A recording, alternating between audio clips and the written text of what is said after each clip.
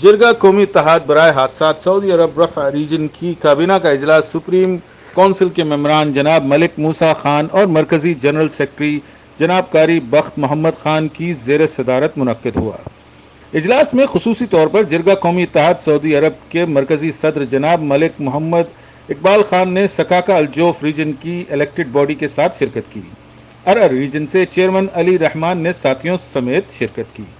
प्रोग्राम की मेज़बानी के फ़राइज़ रफ़ा रीजन के नौ मुंतखब सरपरस्त आला हाजी मासूम जान खान ने अंजाम दिए और इंतहाई पुरतकल्लुफ़ इशाइये का एहतमाम किया।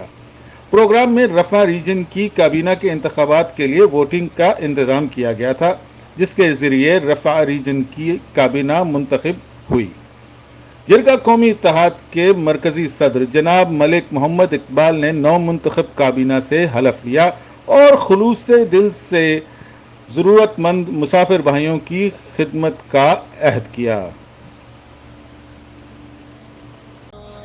زمونږه سره چې کوم د تنظیم منشور دی د جرګه قومي اتحاد د کاروان چې کوم منشور دی په هغې کې د شق نمبر 9 هم پرانا کې سید محمد رور زمونږ سره په هغې کې دا لیکلي دي چې د اوږې نه واخله تر مړونده پورې د مړونده پیونده پورې چې د چا دوه هډوکي مات شي نو هغه زمونږ سره د 10,000 ریالو حقداري. نو په دغه سلسله کې مونږه د سید خان د تپوس سره سره دا کم زمونږ د کاروان هغه کومه مرسته چې ده هغه مونږه سید خان ته رارسولې ده.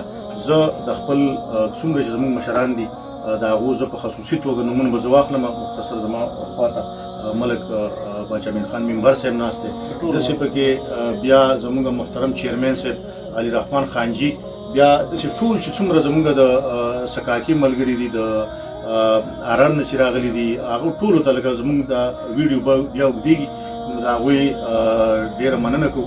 بیا نن چې زمونږ کوم د شورا اجلاس کې دو طرف ته روان دی د هغې میزباني قاري زمونږ جنرال سیکرټري قاري بخت محمد صاحب کوي، نو هغوی ته هم ډېره مننه کوو. اوس به مونږ د تنظیم چې کومه مرسته ده هغه به مونږ دغه ته حواله کړو د سعید خان ته. دا پیسې دي سعید خان.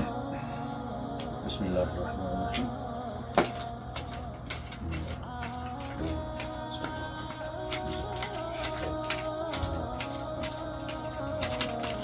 دا 10,000 ریال دي ملګرو چې دا زه ستاسو سره واضح کړم.